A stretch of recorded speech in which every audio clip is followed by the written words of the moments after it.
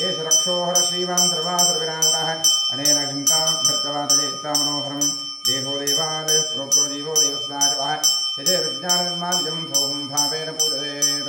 उत्तप्तोजलकाञ्चनेन रचितं तुङ्गाङ्गरङ्गस्थलं शुद्धस्फाटिकवृत्तिका विलसति स्तम्भैश्चहैमेशुभैः द्वारैश्चावरत्तनादहृते शोभामहेन्द्रैः तत्रान्नीरवजत्रङ्गरवणे प्रोद्भासते सुस्तैः मुक्तायाविलम्ब्रमण्टवैदैर्जुरेष्टसोपानकैः नानारत्ननिर्देष्टकलकीर्तन्द्रोपावकं माणिक्योज्ज्वलदीपदीप्तिरजते लक्ष्मीविलासात्मं ध्यायेन्मण्टपवर्तने सुकलैः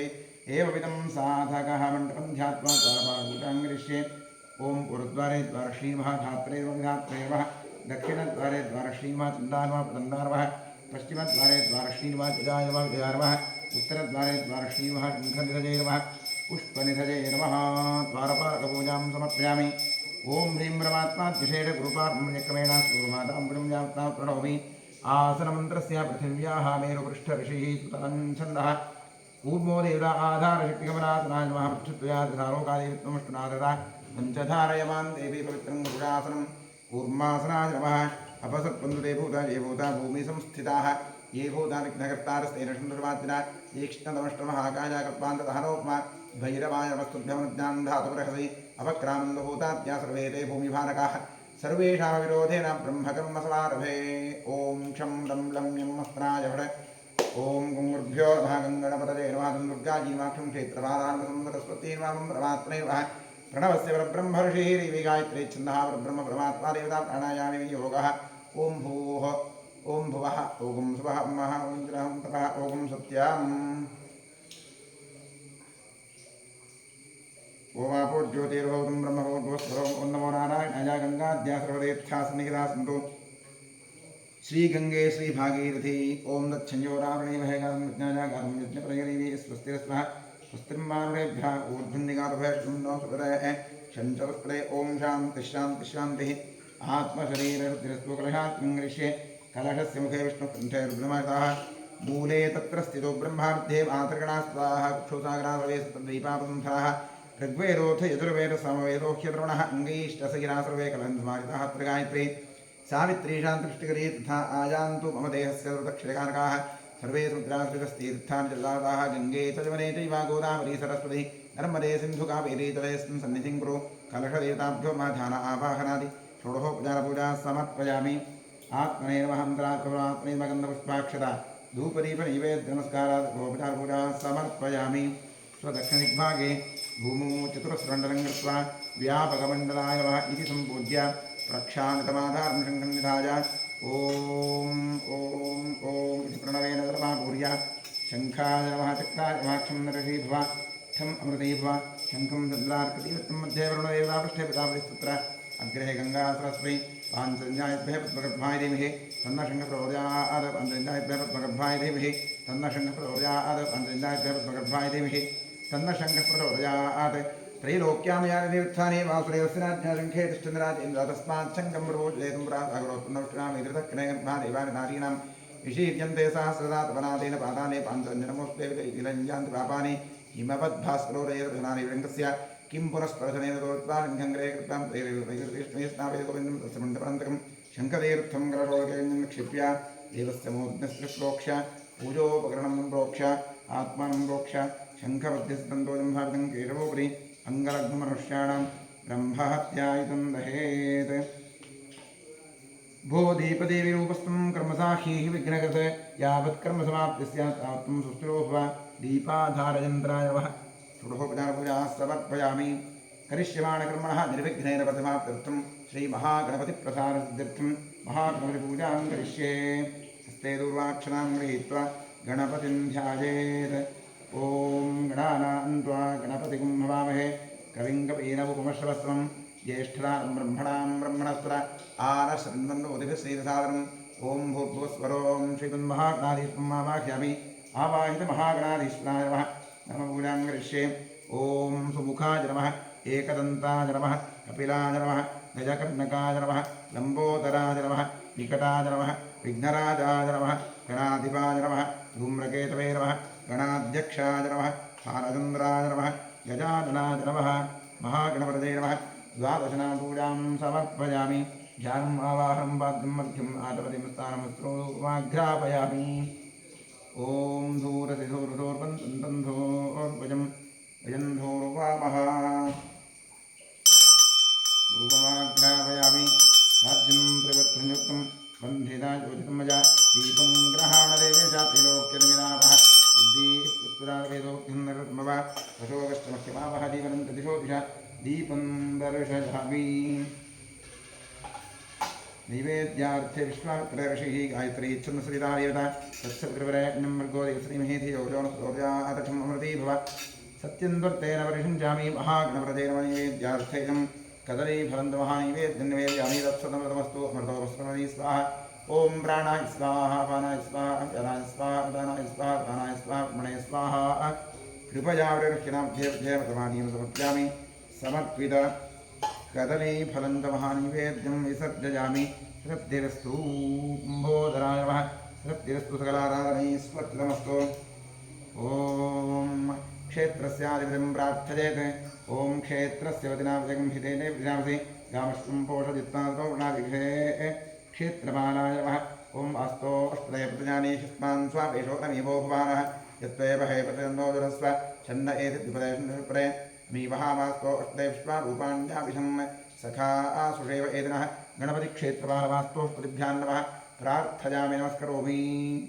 सुमुखश्चैकदन्तश्च कपिलो यखण्डकः लम्बोदरश्च विकटो विघ्नात् रोगणाधिपः धूम्रके दुर्गणाध्यक्षः फालचन्द्रोगिदाननः द्वादशीतानि नामानि यः पठेत् पुण्यार्पि विद्यारम्भे विवाहे प्रवेशे गृहे तथा सङ्ग्रामे सर्वकार्येषु विघ्नस्तस्मिराजते शुक्लाम्बरधरं विष्णुं शशिवर्णं चतुर्भुजं प्रसन्नवदनो ध्यायेत् सर्वविघ्नोपशान्तरे ॐ स्वस्ति श्री कृष्णकृष्णाद्य भगवतो महापुरुषस्य वासुदेवस्य विष्णोराज्ञया प्रवर्तमानस्य अद्यब्रह्मणः द्वितीयवराद्धे श्वेतवराहकृत्वे मयुस्फुतं तले कलियुगे प्रथमपादे जम्बूदीपे भारतवर्षे वृतखण्डे महामेरो दक्षिणे पार्श्वे गोदावर्याः गोकर्णमण्डले शालिवाहनकवर्षे बौद्धावतारे अस्मिन् वर्तमाने व्यावहारिके प्रभवानिष्ठिसंवत्सराणां मध्ये कुरोधिनाम संवत्सरस्य उत्तरायणे ग्रीष्मऋतौ ज्येष्ठमासे कृष्णपक्षे द्वादशम्यां तिथौ इन्दुवासरयुक्तायां शुभवार शुभयोग शुभकर्ण शुभतिथि शुभनक्षत्रयुक्तायाम् एवं गुणविशेषणविशिष्टायां शुभतिथौ मम उपात्तदुरितक्षेद्वारा श्रीपरमेश्वरप्रीत्यर्थम्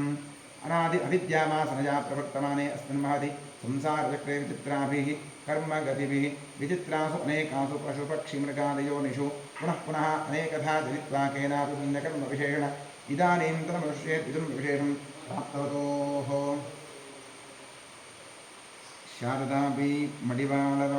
मडिवालनाभयस्य शुभनक्षत्रे शुभनाशो जातस्य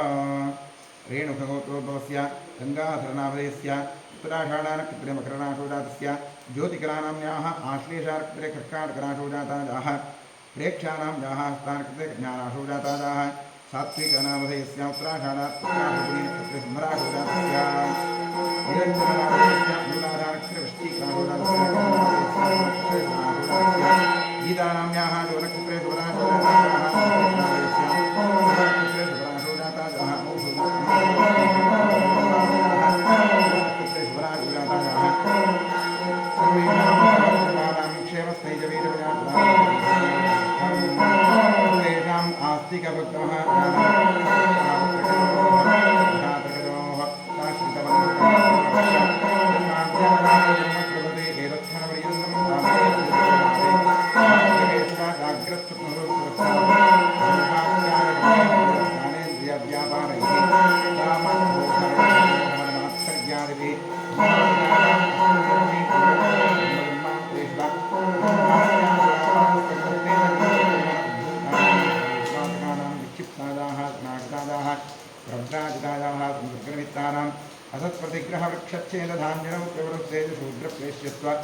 अंत्यहीनसख्यसुतत्यागदार्विक्रय मातृद्रोह पितृद्रोह गुरुद्रोह स्वामिद्रोह कृतघ्नत्वनिष्ठुरभाषण क्षेत्रहरणादि आदतादित्वदोषपरिहारार्थं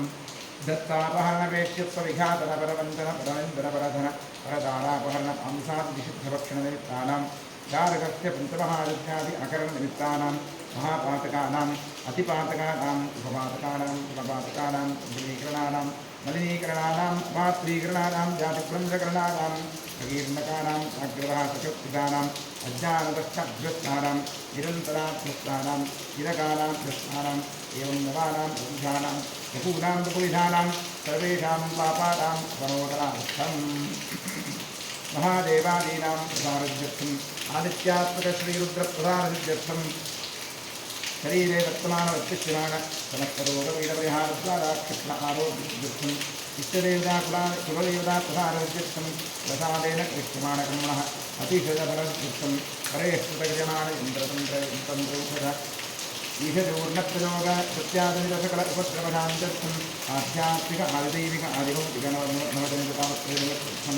गृहे वसतां द्विपदां चतुस्रां च वीरोपिष्टायुष्यर्थं जनधान्य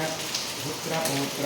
तेजोऽस्यादिसकलसम्पत्समर्थ्यर्थं श्रीभुवनेश्वरक्षेत्रे सान्निध्याभिवृद्धिपूर्वक नित्योत्सवोत्सवम् अथोत्सव संवत्सरोत्सवादीनां दिने दिने अभिवृद्ध्यर्थम् क्षेत्रे तदा निर्णोद्धारकार्यः निर्विघ्नेन परमाप्तर्थं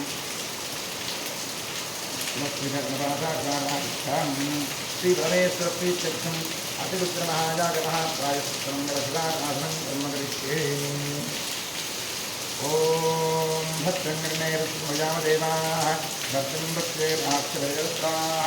श्रीरङ्गैकस्तुलान्दतनूभिः यदेव देवहितं जनायुः पुत्रञ्जोऽग्रस्वाः स्वस्ति नः पूषा विश्ववेदाः स्वस्ति नस्तार्क्ष्यो अरिष्टनेमिः स्वस्ति नो बृहस्पतिर्दधातु ॐ शान्तिश्शान्तिश्शान्तिः नमो प्रातपदे नो गणपदे नमः नमथपदे नमस्ते स्फुरम्बोदराजैकरन्ताय विघ्ननाशिने शिवदुताय श्रीवरदमोत्पदे नमः ॐ नमो हृन्दवाहवेते नान्ये ईशान्तपदते नमो नमो वृक्षेभ्यो जकेतेभ्यो प्रचोदाम्बरते नमो नमः स्वस्मिन्द्राय सुशीलते पृथिव्याम्बरते नमो नमो भद्रकायोज्ञापिनेन्द्राम्बरते नमो नमो हरिकेशायोगवीक्षणेस्ताम्बरते नमो नमो महत्हेति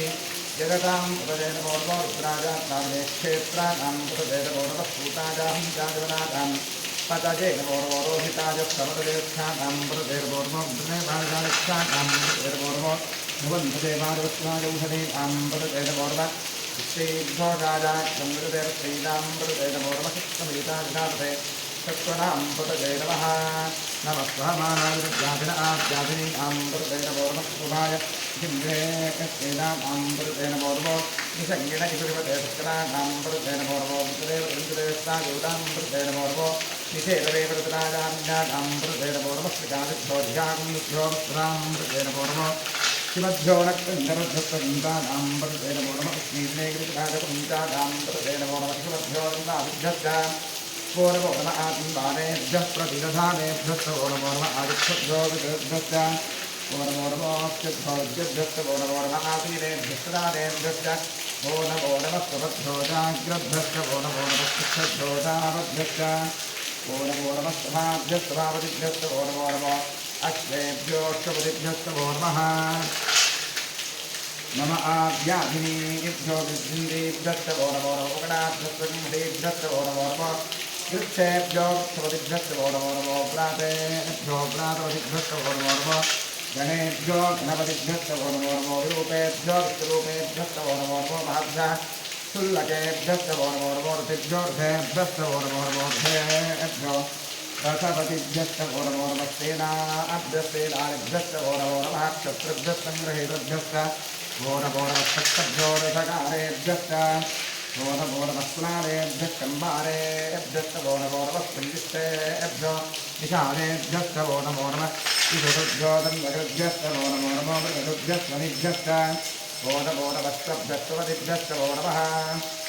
नमो भवाय च रुद्राय च नमः सर्वाय च प्रकृते नमो नीलग्रीवाय च क्षितिकण्ठाय च नमः वर्धिने च अभ्युत्पकेशाय च नमः सहस्राक्षाय च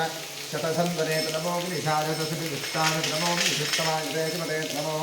सत्वाय च वामनाय च नमो बृहते च परिशीवते च नमो अध्याय च संवृद्धने च नमो प्रियाय च प्रथमाय च नमः आचरेतादिराय च नमः शीघ्रिजाय च शीघ्राय च नमः ऊर्जाय च वस्ुञ्जाय च नमः स्रोतस्याय च दीप्त्याय च नमो ज्येष्ठाय च कनिष्ठाय च नमः पूर्वजाय च वरदाय च नमो मध्यमाय च प्रगद्धाय च नमो जगन्याय च बुद्धिजाय च नमः सोऽभ्याय च प्रतिभव्याय च नमो याम्याय च क्षेम्याय च नमः उर्वण्याय च कल्याय च नमः श्लोक्याय च नमः साम्याय च नमो ज्ञाय च कक्ष्याय च नमः श्रवाय च प्रतिश्रवाय नमः आश्रयणाय दादृथाय नमः शूराय दारुहिन्द्रे नमः वर्मिणे नवरोधिने नमो बिन्दिने कवचने नमः श्रुताय दश्रुतसेनाय नमो निर्लुभ्याय दाहनन्याय नमो विष्णवे तप्रवृथाय नमो दूताय तप्रहिताय नमो निशङ्कने तेषु देवते नमस्तीक्ष्णे वेदाय नमस्वायुधाय सुषन्वने नमस्कृत्याय नमस्काय नमस्काट्याय दैत्याय नमस्सूर्याय सरस्याय नमो नाद्याय वैशन्ताय नमस्कूप्याय गात्याय नमो ऋषाय वृष्याय नमो मेघ्याय विद्युत्याय नम एध्याय रात्याय नमो वात्याय रेष्मिजाय नमो वास्तव्याय नमस्तुवाय नमस्तोमाय रुद्राय नमः साम्राय दारुणाय नमः शृङ्गाय मधुपतये नमः उग्राय धीमाय नमो ग्रेवधाय दूरे वधाय नमो प्रेतहंसे नमो वृक्षेभ्यो निकेतेभ्यो नमस्काराय नमः शम्भवे नमः नमः शङ्कराय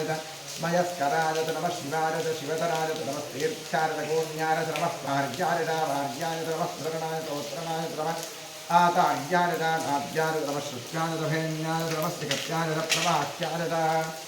नमः इरण्याय प्रवक्ताय नमः शिवंहिराय दक्षिणाय नमः क्रमग्ने नमस्तुते चलमो गोष्ठ्याय गृह्याय नमस्तस्याय गैष्ठ्याय नमः काष्ठ्याय गह्वयेष्ठ्याय नमो औषधयाय निवेष्ठ्याय नमः पाकं भुज्याय रजस्याय नमः शुक्याय हर्याय नमो रोप्याय दौरप्याय ओरुज्याय ओरुण्याय नमः पर्याय नमः हव्याय नमो ब्रह्माणाय विघ्नते च नमः आक्षिरते प्रक्षिरते नमो पुरिकेभ्यो देवानागमृतेभ्यो नमो क्षीणकेभ्यो नमो विमुखेभ्यो नमः आनिर्हतेभ्यो नमः आमीयुक्तेभ्यः ॐ शान्तिः शान्तिः शान्तिः ॐ सहस्राणि सहस्राबाहोस्तमहेतजः सासामीशानो भरो प्राचीनामुखाकृति सहस्राणि सहस्रजोनिर्भूम्यां एषाकं सहस्रजोदने ब्रह्मार्मुखि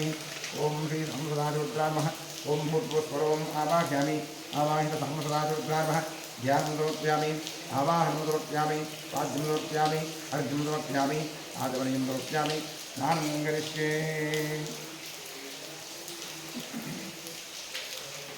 स्नानं करिष्ये ॐ नमो भगवते रुद्राय हरिः ॐ नमस्ते रुद्रमन्मवकुतो सविशते नमः नमस्ते अस्फुरन्वने बाहुभ्यां तदे नमः यात इदुष्कृतवाजकं भूपते नमः शिवासुरज्या जातवतजातो रुद्रवया याते रुद्रशिवाकृतघोरा पापकादिनी सजानस्तनवासन्तपजागिरिहन्ताभिराकषीः याविषं गिरिहन्तहस्तेव पुरुषस्तवे शिवाङ्गिरिप्रदां कुरुमाहिकं श्रेष्पुरुषं जगत् शिवे नवतथात्साग्रेशाच्छावदावसि यथा नस्वरवविज्जगतदक्षिणं सुवनातद अध्यबोधति भक्ता प्रथमो देव्योऽभिषग अहेकश्चर्वान् भजन् सर्वा अष्टराधाङ्गः असौ यस्ताम्रो अरुणकुशरभ्रुष्मङ्गलः ये ते भागं रुद्राभितो दिक्षुष्टिदाः सहस्रशो वै अगम्भेण इमहे असौ यो भगवत्पतिनीनग्रे भोगलोकः उतैनं गोपादशन्नतहार्यः उतैनं विश्वाभूतागोष्ठोदयातरः नमो अस्तुनीनग्रीवाय सहस्राक्षाय नीडुरे असोजे अस्तिरत्वानुभन्तेभ्यो कर्णवः प्रपञ्चधन्नवस्तुभयोदात्योज्यां याश्वदेहस्वैषवःपदाताभगवोप अवतत्यदनुष्पगं सहस्राक्षरदे विशीर्यसुजातां मुखाचिरोणस्वराभव विद्यन्धनुष्कवर्तिनोषुयोबाणभागं स अनेकं स्तेरव आभुरस्त्रिसङ्गतिः याते हेतुर्मीढुष्टमहस्ते भूवतेतुः यास्मान् विश्वतत्त्वलक्ष्मणाभिर्भुजा नमस्ते स्वादिभाजानात्माय विष्णवे शुभाभ्यां वैरवो बाहुभ्यान्तरवन्दने परिते गन्धरो हेतुरस्मान्मरणक्तो विष्णुः अथोज ईशुभिस्तमाने सन्निधेशितं शम्भवे नमः नमस्ते अस्तु भगवन् विश्वेश्वराय महादेवाय त्र्यम्बकाय त्रिपुरान्तकाय त्रिकाग्निकालाय कालाग्निरुद्राय नीलकण्ठाय सर्वेश्वराय सदाशिवाशङ्कराय वक्तुञ्जराय श्रीमन्महादेवाय नमः नमो हिरण्यवाहवे सेताम्बे दिशां तवते नमो नमो वृक्षेभ्यो हरिकेतेभ्यो निकेतेभ्युक्तयोनां नमो नमः इन्द्राय प्रसीदते प्रसीदां नमो नमो लभ्योषाय विद्याधिदेवतां नमो नमो हरिकेशायो इतनेष्टां नमो नमो भवस्य हेत्येतगतां नमो नमो रुद्राजात्माविनेक्षेत्रां नमो नमः स्तूतायां चाजवनानां पतये नमो नमो रोहिताय स्थपततीर्थां नमो नमो मन्त्रिणे वाणिजालिकक्षां नमो नमो भुवन्तदे वाणिवस्त्रायोगदेतां नमो नमो श्रीर्घोजायाक्षन्द्रिते पत्तीनां नमो नमः स्मरीताजधां नमः नमस्तः मानायुर्व्याधिनाभ्याधिनीनां मृतेन पौर्वस्तकुभाय विषङ्गणे स्तेनानां मृतेन पौर्वोदषङ्गण ईशु धीमते पुष्कराणां मृतेन पौर्वो वन्दते परिवन्दते स्तादूनां मृतेन पौर्वो चेरवे पुत्राजाम्नानां मृतेन पौर्वस्तकाभ्यो दिशाग्निभ्यो मुष्णातां मृतेन पौर्वोतिरुभ्यो नक्तन्दरभ्यप्रगन्तानां मृतेन पौर्व उष्णीर्णेकविराजकुन्तानां मृतेन पौर्व विषुमभ्यो जन्माभिभ्यश्च ओनमोनम आदितानेभ्यः प्रतिदधानेभ्यश्च ओनमोनम आदित्यभ्यो विशदभ्यश्च ओनमोनमोऽस्युभ्यो विद्युभ्यश्च ओनमोनम आसीनेभ्यश्च ओनमोनम सुभभ्यो जाङ्कृभ्यश्च ओनमोनमस्तिष्ठभ्यो जामभ्यश्च ओनमोनमस्तभाभ्यस्मावदिभ्यश्च ओनमोनमो अश्वेभ्यो शुभदिभ्यश्च ओनमः नम आद्याधिनेभ्यो विद्युन्तेभ्यश्च नमो उकडाभ्यश्च गुंसेभ्यश्च नमो वक्षेभ्यो स्वरिभ्यश्च नमो भ्रातेभ्यो भ्रातपतिभ्यश्च नमो गणेभ्यो गणपतिभ्यश्च नमो रूपेभ्यो स्वरूपेभ्यश्च नमो महभ्य फुल्लकेभ्यश्च नमो ऋषिभ्यो ऋषेभ्यश्च नमो रथेभ्यो रथपतिभ्यश्च नमो सेनाभ्यस्तेनानिभ्यश्च क्षत्रभ्य संग्रहेभ्यश्च नमोर्मस्तक्षभ्यो रथकारेभ्यश्च नमोर्मस्नारेभ्यः कर्मारेभ्यश्च नमोर्मस्कुञ्जिष्टेभ्यो निषादेभ्यश्च नमोर्मक्षभ्यो नगृभ्यश्च नमोर्मगजुभ्यश्च निभ्यश्च नमोर्मस्तभ्यश्च नमः नमो भवाय च रुद्राय च नमः सर्वाय च पशुपतये च नमो नीलग्रीवाय च शितिकण्ठाय च नमः कपद्दिने च व्युत्पकेनाय च नमः सहस्राक्षाय च शतसन्धुने च नमो पुरुषाय च शिविष्टाय च नमो नियुक्तमाय च नमो खस्वाय च नमो कहते च प्रसीयते च नमोर्धाय च समृद्धने च नमो ग्रियाय च प्रथमाय च नमः आशवेतादिराय च नमः शीघ्रियाय च सेभ्याय च नमः ऊर्जाय च पुञ्जाय च नमः सोत्याय च दीप्याय च नमो ज्येष्ठाय च ज्ञेष्ठाय च नमः पूर्वजाय च वरदाय च नमो जवाय च परिधाय च नमो जगन्याय च बुद्धियाय च नमः शोभ्याय च परिधयाय च नमो जाम्याय च दक्षेण्याय च नमः पूर्वर्याय च कल्याय च नमः श्लोक्याय च दाम्याय च भौम्याय च कक्ष्याय च नमः श्रवाय च प्रतिश्रवाय च नमः आश्रयणाय च आश्रथाय च नमः शूराय च रुन्द्रे च नमो वर्मिणे च परोखिने च नमो बिम्बिने च कवदने च नमः श्रुताय च श्रुतसेनाय च नमो दुन्दुभ्याय च हनन्याय च नमो विष्णवे च प्रभृताय च नमो भूताय च प्रहिताय च नमो जिग्ने च हृदये च नमस्ते कृष्णे च वेदाग्ने च नमः स्वायुधाय च सुगन्धने च नमः सुत्याय च वत्याय च नमः कात्याय च नीप्याय च नमः सूर्याय च सरस्याय च नमो धात्याय च वैकुण्ठाय च नमः कूप्याय च रात्याय च नमो वृषाय च वृषाय च नमो मेघ्याय च विद्युत्याय च नमः ईद्रियाय च नमो वात्याय च रेश्मिजाय च नमो वास्तव्याय च वास्तुवाय च नमस्तोमाय च रुद्राय च नमः साम्राय च अरुणाय च नमः शङ्गाय च पशुपतये च नमः उग्राय च भीमाय च नमो अग्रेवधाय च दूरेवधाय च नमो हन्त्रे च हन्युते च नमो क्षेभ्यो श्रीकेतेभ्यो नमस्काराय च नमः शम्भवे च वयोभवे च नमः शङ्कराय च मयस्कराय च नमः शिवाय च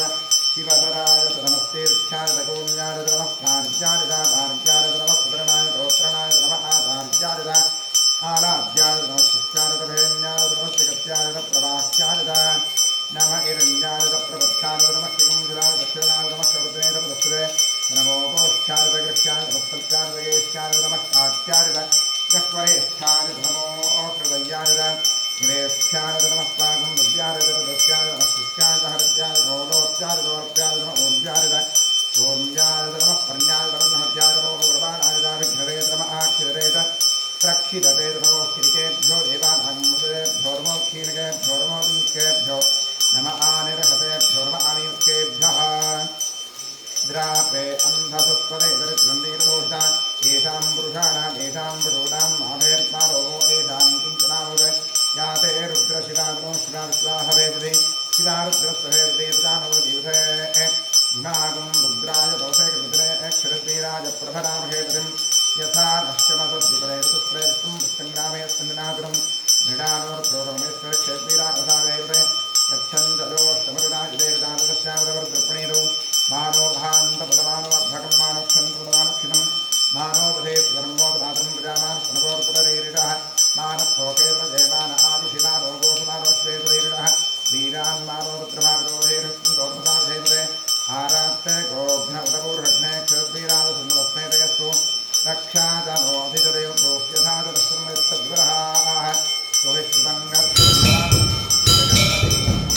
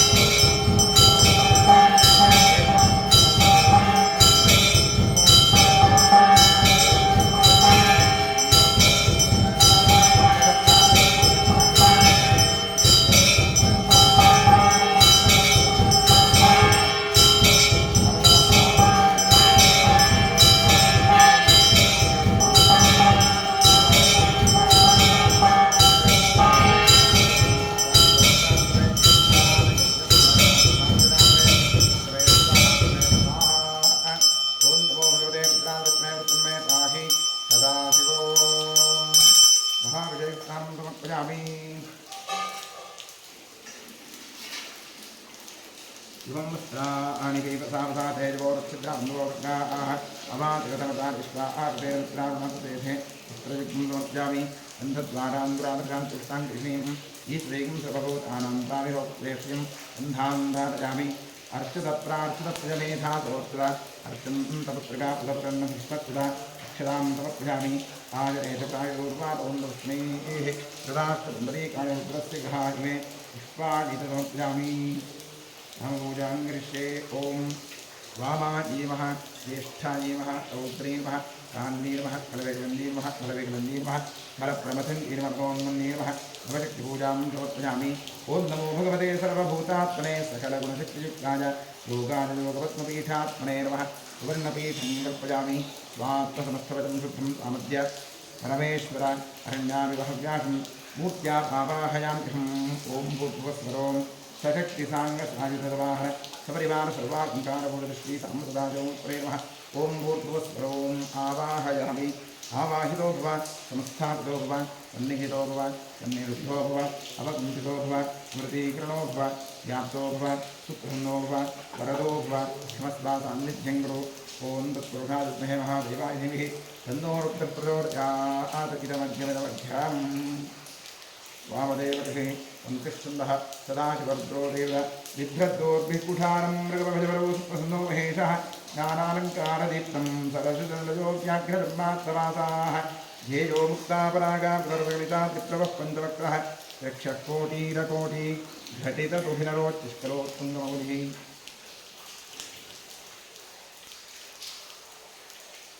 लं पृथिव्यात्मनेर्मागन्धमुच्यामि आकाशात्मनेर्मामुच्यामि वायुवात्मनेर्माधूममुच्यामि क्षमप्रदात्मनेर्मानिवेद्यमुच्यामि संसोमात्मनेर्मा ताम्बूलमुच्यामि गन्धारिपुञ्चोपकारेण पूज्य सकलाराधनैस्वर्तमस्तु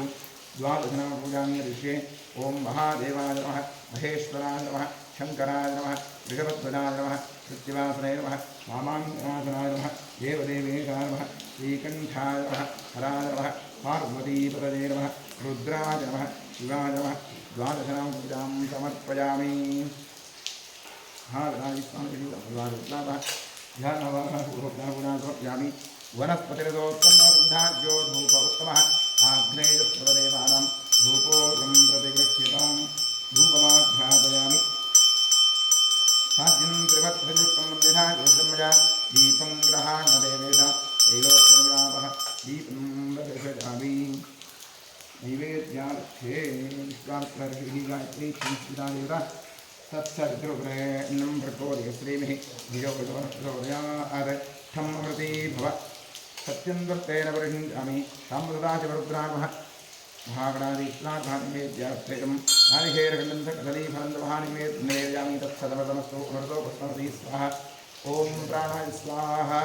ॐ अपानाय स्वाहा ॐ ज्ञानाय स्वाहा ॐ दानाय स्वाहा ॐ समानाय स्वाहा ॐ ब्रह्मणे स्वाहा कृपया प्रक्षिणां देवदेवतवाणीं नमस्यामि ताम्रदाचिवरुद्रामः महागणादीप्लाघानिवेद्यानादिखेरकन्दं कदलीफलन्दमहानिवेद्यं विसर्जयामि तृप्तिरस्तु भोजनानतृप्तिरस्तु सकलाकारणैश्वर्तमस्तु अधिकपुण्यफलप्राप्त्यर्थे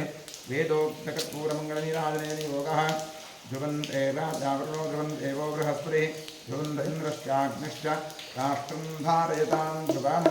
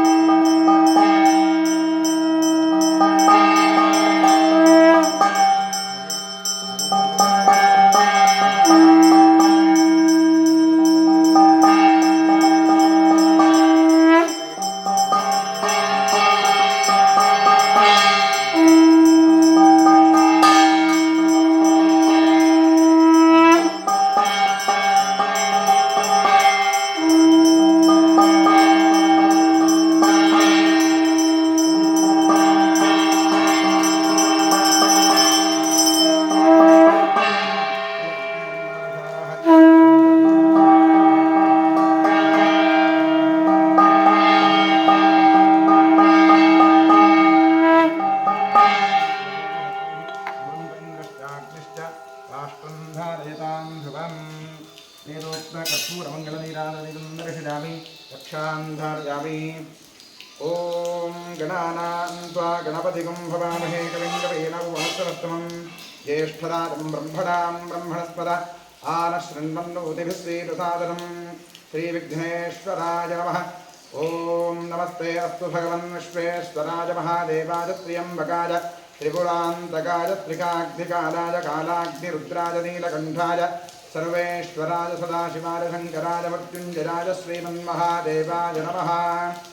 राजाधिराजाय प्रसह्यसागिने नमो विजम्बी श्रवणाय कुर्महे समेकामाङ्कामकामाय मह्यं कामेश्वरो वै श्रवणो दधातु कुबेराय वै श्रवणाय महाराजाय नमः पर्याप्त्यानन्तराय सर्वस्तोमोतिरात्र उत्तममहद्भवति सर्वस्याप्ति सर्वस्य जित्ति सर्वमेव तेनाप्नोति सर्वं जदति यो वेदादो स्वरः प्रोक्तो वेदान्तैरप्रतिष्ठितः तस्य प्रगतलेनस्य परः स महेश्वरः सम्मसनानूर्पणेनः भागनादिश्वावः येदोत्तमयामि यानि कानि च पापानि निर्मां प्रकृतानि च तानि कार्यलक्ष्मी प्रपक्षपदे पापोऽहं पापमात्मं पापात्मात्मः त्राहि मां कृपया देव शरणागतवत्सर प्रदक्षिणमस्कारादिभोक्तापूजा समर्पयामि पश्चात् प्रसन्नपूजां करिष्ये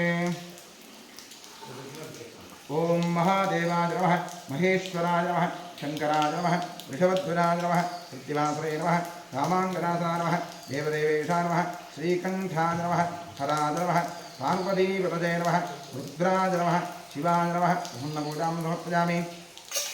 प्रसन्नार्घ्यं समर्पयामि सुमुखाय नमः एकदन्ताय नमः कपिलाय नमः गजकर्णकाय नमः लम्बोदराय नमः विकटाय नमः विघ्नराजाय नमः गणाधिपाय नमः धूम्रकेतवे नमः गणाध्यक्षाय नमः भालचन्द्राय नमः गजाधनाय नमः महागणपते नमः प्रसन्नपूजां